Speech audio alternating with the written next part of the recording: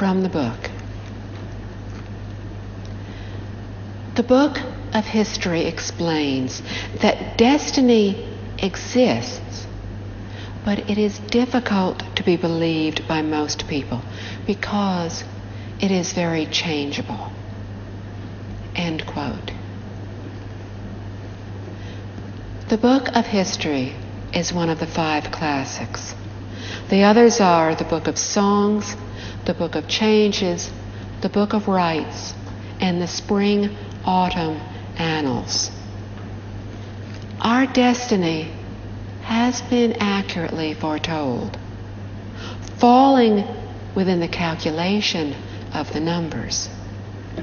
The constant predestination does exist, but it is very difficult to believe. Why? There are variables due to addition, subtraction, multiplication, and division. Mr. Liao had refrained from committing wrongdoings and began to cultivate good deeds, thereby decreasing his bad deeds daily and gradually increasing his good ones. His act of reducing taxes became one of multiplication, no longer one of simple addition. With this multiplication, 10,000 good deeds were perfectly accomplished in a matter of days. If, however, he had done much evil, then in an instant it would have become an act of division, no longer one of simple subtraction. Therefore, there are indeed results from addition and subtraction, as well as those resulting in multiplication and division that arise from our thoughts and actions.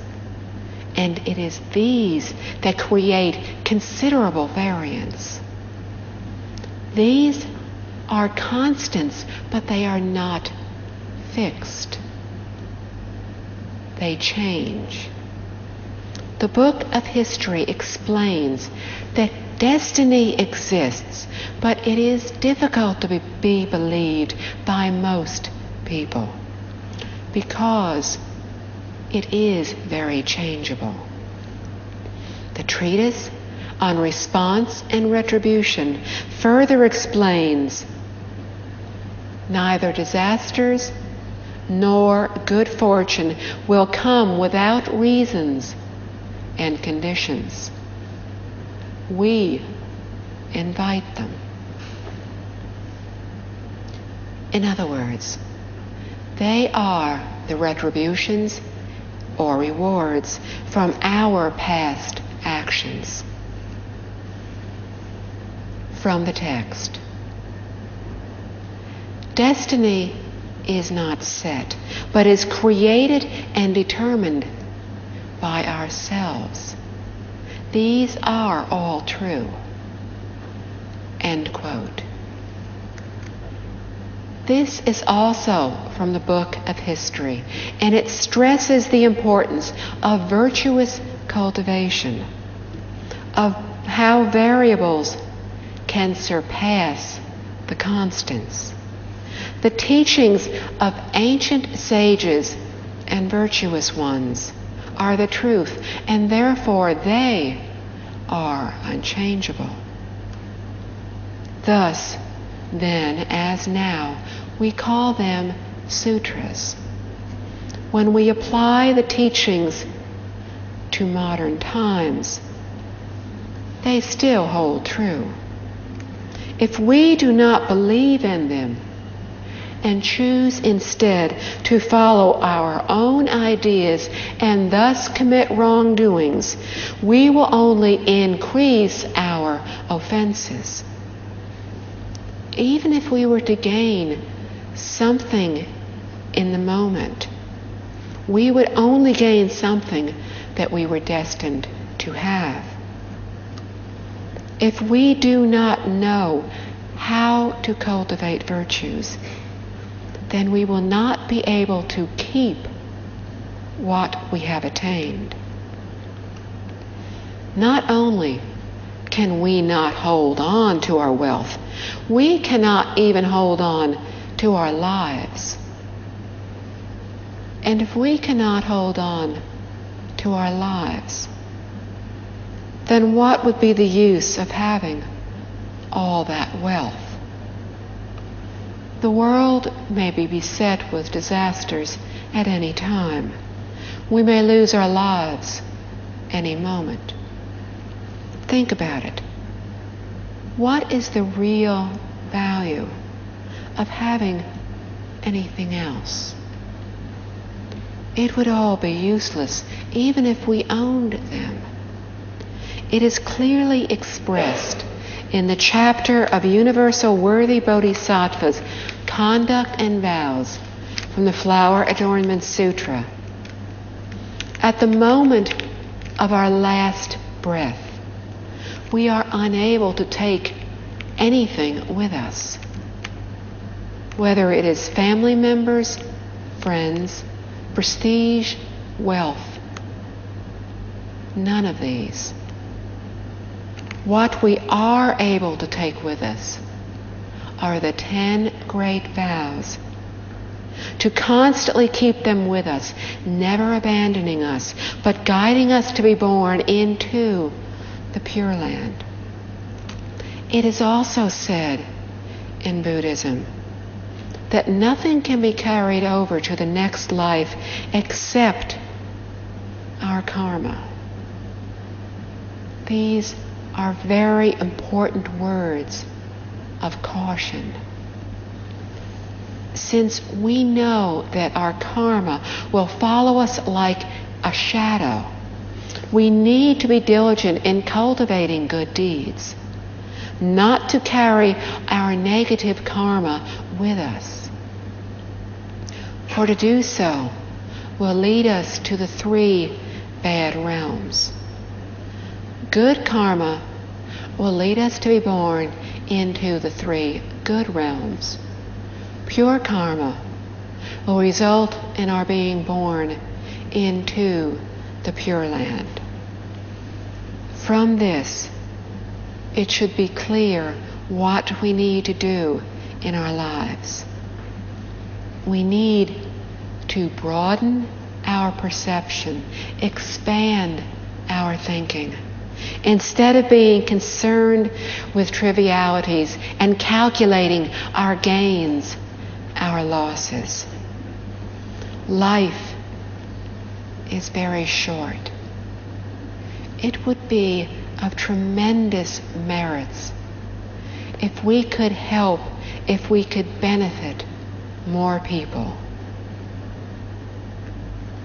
If after reading the teachings of ancient sages and virtuous people, we are able to believe, to accept, and abide by the teachings, then we will receive inexhaustible merits and virtues.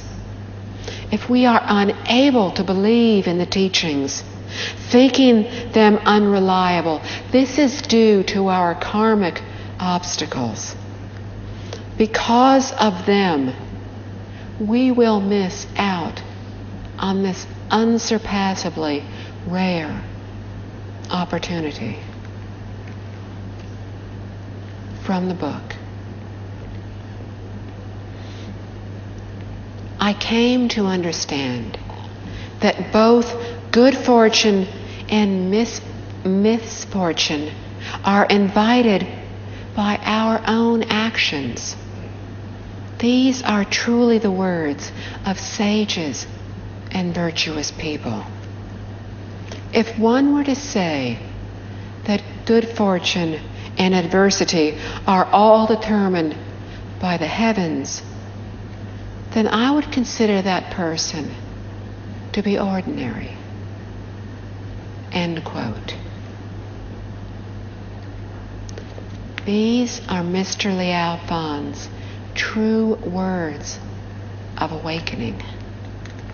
Great sages and virtuous people have true wisdom and are able to clearly see the true reality.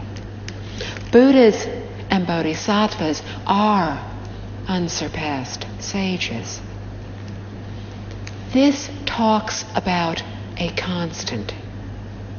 What Mr. Kong told of Mr. Liao Fan's destiny was common theory. What Master Yuan Gu taught for changing his destiny were the teachings of sages and virtuous people. Knowing this, why would we need to have our fortunes told? Why would we need to seek fortune tellers to ask how we should situate our houses? We need to believe in the teachings of sages and virtuous people, to know that our destiny is within our control and that we can create our own magnificent future. From the text. Tianxi, my son, I wonder how your life will be. In any case of destiny, we should always prepare for the worst. Therefore, even in times of prosperity, act as if you were not. When things are going your way, be mindful of adversity.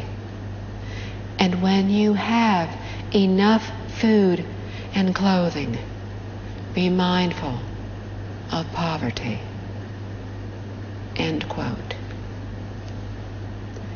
Mr. Liao Fan had his destiny accurately foretold. His son did not. And thus, his son did not know what would happen in his life. In actuality, there was no need to know. Mr. Liao Fan taught him that it was important to remember that even in times of prosperity, he was to act as if he was not prosperous. Thus, even if he attained great wealth and social position, became a high-ranking official with much prestige and much influence, he still needed to remember the times when he had none of these. Why was there a need to remember this? Because in the future, even if we become prosperous, we would do well to remain humble and courteous, not giving rise to arrogant thoughts or a haughty attitude that we have wealth and prestige while others do not. If we can remain humble, then we will nurture true virtue and good fortune. Even when everything is going very smoothly, we also need to remember when times were difficult. In this way, even when things are going our way, we will remain cautious and not become careless. Guliang was a famous prime minister in the Shu Han period of the Three Kingdoms, 1700 years ago. He was able to remain successful throughout his life because he was careful and discreet. Right now, even when we have enough food and clothing, we need to remain thrifty. If we are constantly able to do this, when we have wealth and prestige, then we will be able to improve in both moral conduct and in benevolent behavior. A good example in Chinese history was Mr. Zhong Yanfan. Mr. Fan was from a very poor family background.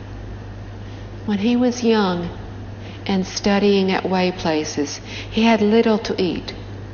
Every day he would cook a pot of porridge, divide it into 4 portions, and have 1 portion for each meal.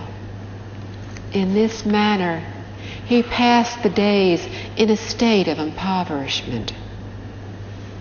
When he prospered later in life and became a prime minister, during the Song dynasty 1800 years ago, he was under the supervision of the emperor and was in a higher position than anyone else.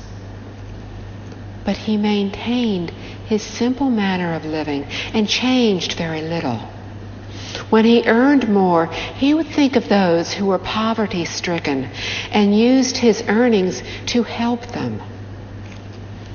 By reading his biography, we learn that he supported over 300 families.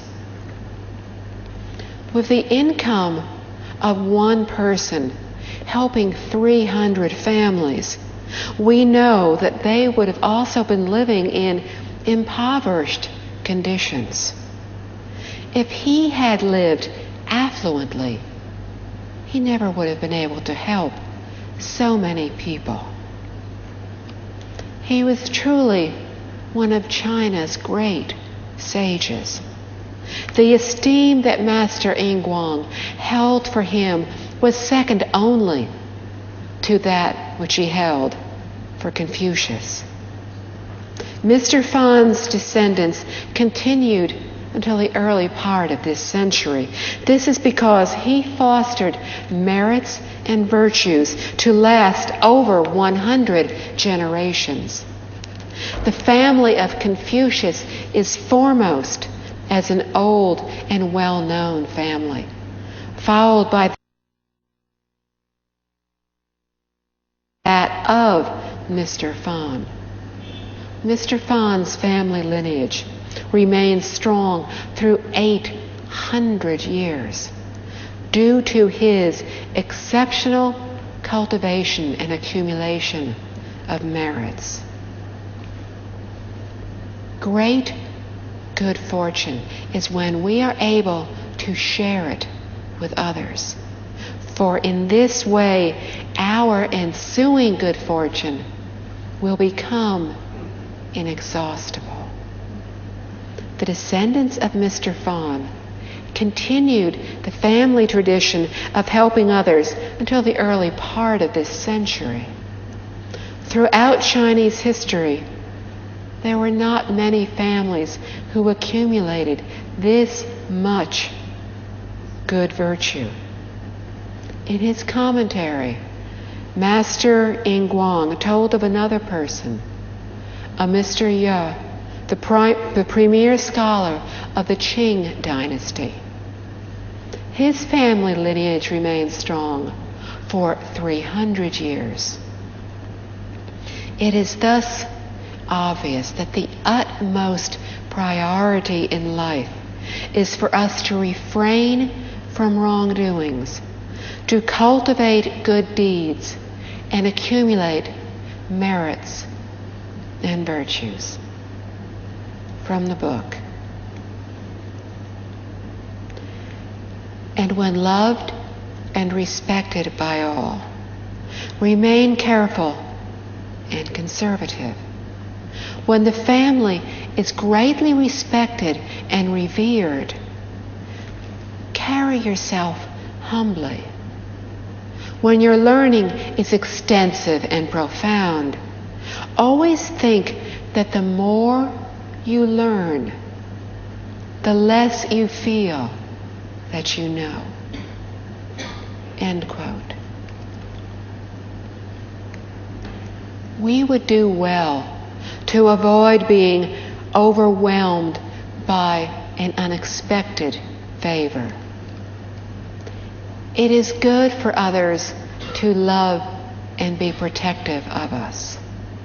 However, we need to think, what is there about us that is worthy of this love and care, is deserving of the respect of others?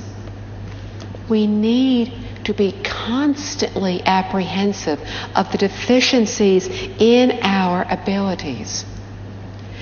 It is good to think this way, to constantly reflect upon ourselves, to progress in our cultivation of virtue, and not to disappoint the expectations of others. These are all sufficient in eradicating our arrogance. Arrogance is one of the 5 major afflictions and is related to the other 4 afflictions of greed, anger, ignorance, and doubt. Indeed, this was a very good place and a very good way for him to start eradicating afflictions. By completely severing our afflictions, we will be able to uncover our virtuous nature, to truly achieve in our cultivation of virtue. From the text. When thinking of the past, we can advocate the virtues of our ancestors. When thinking of the present, we can conceal the faults of our own parents. When thinking of the country, we can think of how we can repay its kindness to us. And when thinking of the family, we can think of how to bring about our family's good fortune. When thinking of the outside, think of how to help those in need around us. And when thinking of within, think of how to prevent improper thoughts and actions from arising. End quote. Within this chapter lies the key to changing destiny. What we are thinking inside will be the guidelines for increasing our virtues and morality and for developing good deeds. In the past, Chinese education taught of the relationship between humans and spirits, and between humans and nature. It taught to be constantly thinking of the past, to honor and make known the virtues of our ancestors. If we were respected by society for our moral principles and ethics, knowledge and profession, we would honor our ancestors. In today's society, what is the driving force behind most people's hard work? Wealth, fame, prestige. Most people will do whatever is necessary to acquire these. Why? The acquisition of wealth urges people, drives people forward. If there were no wealth to gain, who would be willing to work so hard? Very few. In the past, the driving force behind people's hard work was filial piety. And their mindfulness of their ancestors and parents. They did their best in cultivating and accumulating merits and virtues on their behalf, and to honor them. This driving force is much worthier and nobler than that of wealth, fame, and prestige. This has been the tradition of Chinese culture and Confucian teaching for several thousands of years.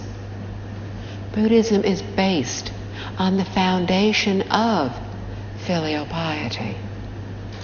Thus, the ritual of making offerings to ancestors and the establishment of ancestral memorial halls is highly regarded, as it is the ultimate root and foundation of Chinese tradition. If we were able to be filial towards parents and ancestors, if we were able to remember our root, then we will naturally be able to think and conduct ourselves properly, to refrain from wrongdoings. When we are thinking of the present, we can conceal the faults of our parents. If the children are filial, if they have contributed to society, then even if their parents have committed small offenses, people will overlook them. People will praise the parents for having raised such filial, such honorable children. When thinking of the country, we can think of how we can repay its kindness to us. The country or government has the mission of being a responsible leader, parent, and teacher to us citizens, of providing a place where people can live and work in peace and contentment. In return, the citizens should be loyal, patriotic, and dedicate themselves to the country. When thinking of the family, we can think of how to bring about our family's good fortune. Being mindful of the family does not just refer to the nuclear family, but to the extended family as it was thought of in the past.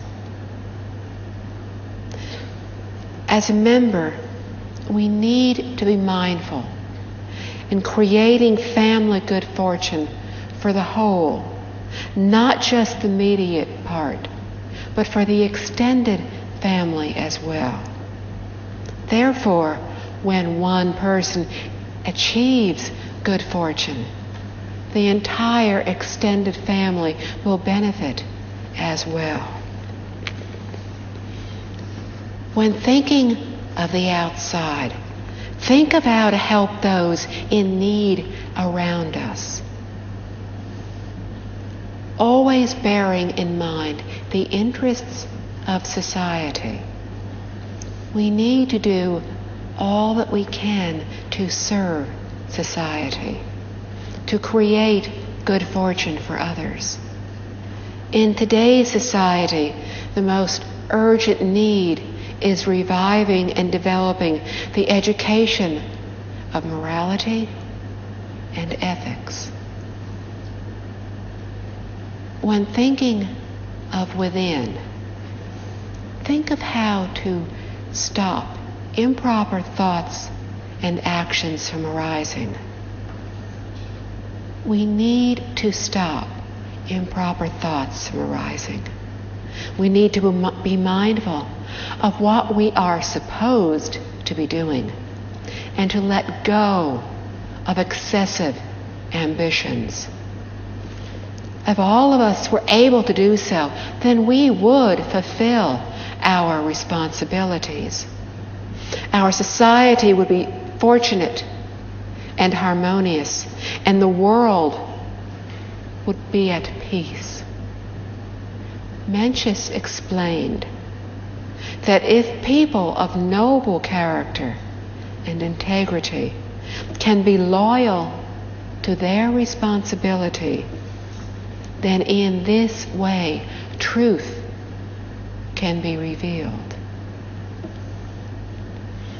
In Confucian teaching, this responsibility refers to the 5 human relationships, including those between husband and wife, parent and child, siblings, friends, political leaders, and the public. He also spoke of the 10 moral responsibilities. All of this means that we need to fulfill our responsibilities towards society and all others. Whatever we have responsibility for, we need to accomplish earnestly and diligently in order to create good fortune for our family and society. From the book, one needs to be able to find one's faults every day and to correct them every day. If one is unable to find any faults in oneself, then one will think that everything he or she does is all right. Then they will be unable to correct their faults, and improvement will be out of the question. End quote.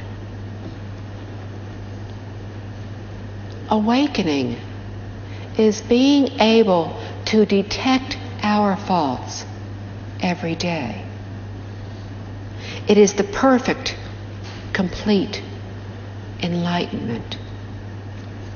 We start this process when we bring forth the vow to become an equal enlightenment bodhisattva.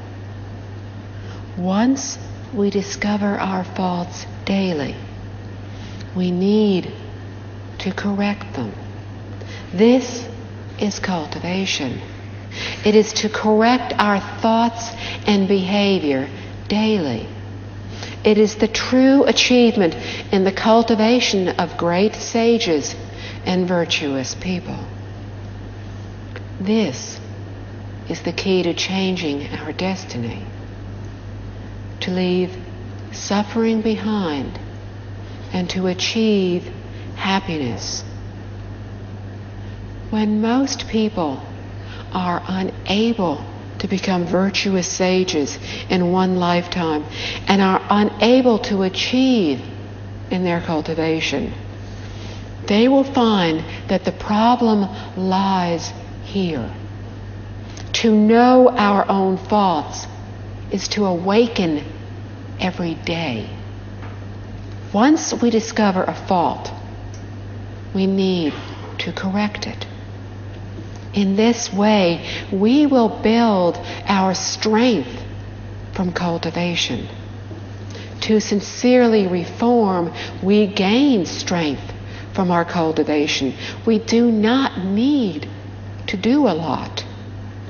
If we were to find and correct just one fault every day, then in 3 years, we would become a sage or a virtuous person.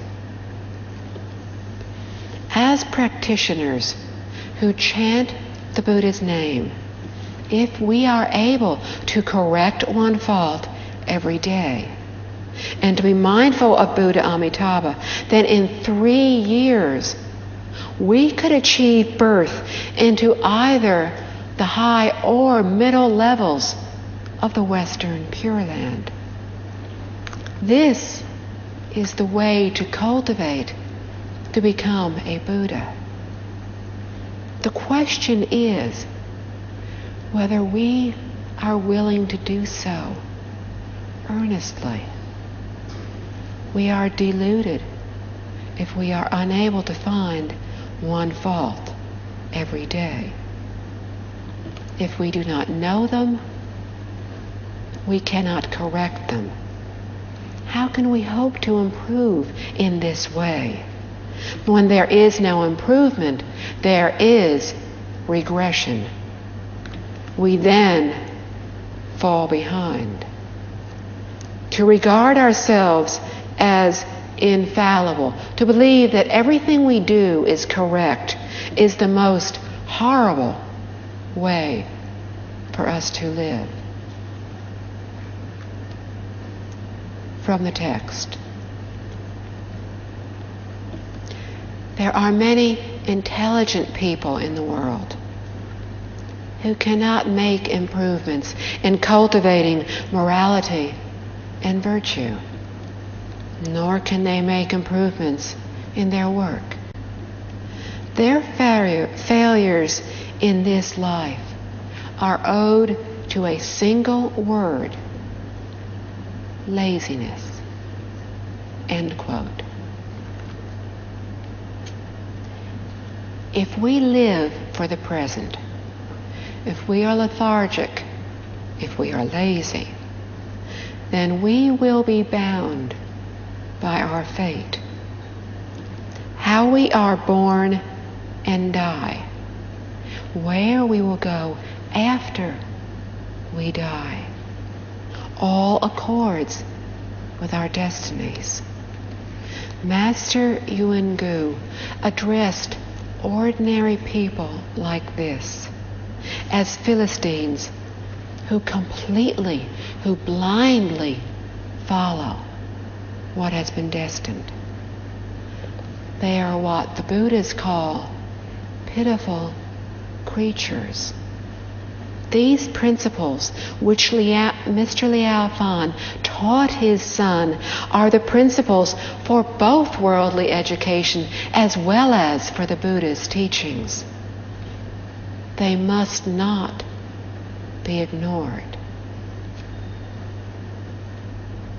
From the text.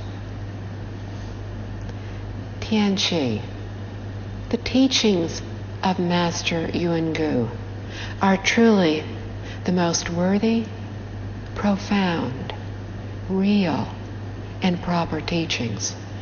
And I hope that you will be well versed in them and practice them diligently. You must use your time wisely and not let it slip by in vain. End quote. Mr. Liao Fan carefully wrote down the principles and methods that the Master had taught him in changing his destiny and passed them on to his son, hoping that he too would follow this method. Mr. Liao Fan had achieved remarkable results from this practice, and thus he firmly believed in all the principles and methods that the Master had taught to him. We need to be very familiar with Master Yuan Gu's teachings, to ponder them deeply, to carefully appreciate the meanings within. When we are constantly mindful of the teachings, we will savor them. Then we will use them as the basis for our behavior and practice them diligently. We should not waste this life or allow it to pass by pointlessly. We need to broaden our perception, expand our thinking, instead of being concerned with trivialities, instead of calculating our gains, our losses. Life is very short. It would be of tremendous merit if we were to do more good acts, if we were to benefit more people, if after reading the teachings of ancient sages and virtuous people, we were able to believe, to accept, to abide by the teachings, then we would receive inexhaustible merits and benefits. If we are unable to believe in the teachings, thinking them unreliable, it is due to our karmic obstacles. And we will miss out on any real improvement in this lifetime. We will allow this marvelous, this unbelievably rare opportunity to pass us by. What opportunity? To learn the wisdom of virtuous sages and wise people. To learn the wisdom of Buddhas and Bodhisattvas. Recently, I was again requested to give Dharma talks on the Infinite Life Sutra. It is not possible to comply with this wish at this time because we do not have an English translation that has been approved yet of this sutra. But this really is okay. When I first began to listen to Venerable Master Jing Kong, I felt so frustrated because I could not read the Infinite Life Sutra, could not listen to any of teachers' talks without a translator. And at that time, we did not have the many excellent translators that we now have. I deeply felt the frustration of needing a translator for every word teacher said, when all those around me could simply walk in off the street and understand, listen to every word he said. But after a recent conversation that I had with someone who had listened to teacher's words, to his talks for many years, I realized there is listening and there is hearing. They were listening. I was hearing. I have had the great good fortune to be here in Singapore, to be a guest of the Amitabha Buddhist Society and the Singapore Buddhist Lodge. Everyone here at the Society and the Lodge work with a determination, dedication, and diligence that is impossible for me to describe to you. It is due to their generosity, their work, that I have had the time to hear a teacher who has spoken every day for more than a year. Please understand that in a talk such as this, when I speak, they are teachers' ideas, teachers' words. They are his understanding, his wisdom. I have little understanding, virtually no wisdom. Yet, in this recent conversation, I was asked a very basic question. And I intuitively understood. The person who listened to teacher every day for many years did not. For almost 2 months, I have been immersed in working on the teachings of a translation of a 20-tape series of talks on Liao's 4 lessons, which teacher gave a few years ago. It is an unbelievable opportunity that my fellow practitioners here in Singapore have presented to me. The level of understanding, the depth of wisdom in these teachings is as essential, is as profound as those in the teachings the teacher is giving on the Flower Adornment Sutra, on the Infinite Life Sutra, on the Earth Treasure Sutra. Such understanding and wisdom arise from the truly wise teacher and are to be found in his teachings, whether they are on Liao's 4 lessons or on the Infinite Life Sutra. The Flower Adornment Sutra, the Infinite Life Sutra, and Liao's 4 lessons all talk about the law of cause and effect, all teach us about changing our destiny. They all teach that everything arises from our minds, that we alone are responsible for everything that happens to us, that with proper seeking, we can attain whatever we seek. A son, long life, peace in our time, the ability to benefit all sentient beings throughout the universe in the past, present, and future.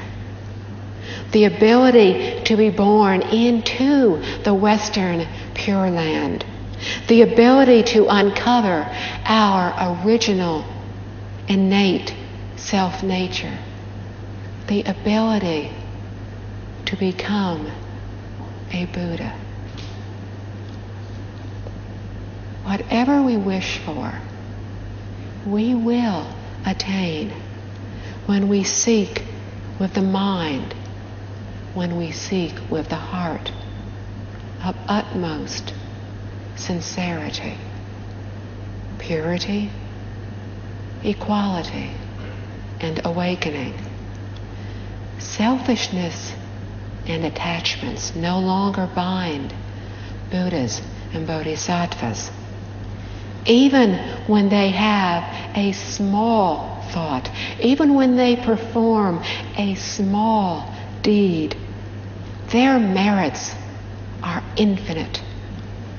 In understanding this principle, our every thought will be perfect, and our merits and virtues will be infinite. The understanding of the wisdom of sages and virtuous people, of bodhisattvas, of Buddhas, can be attained by our proper seeking. Amitabha. Thank you.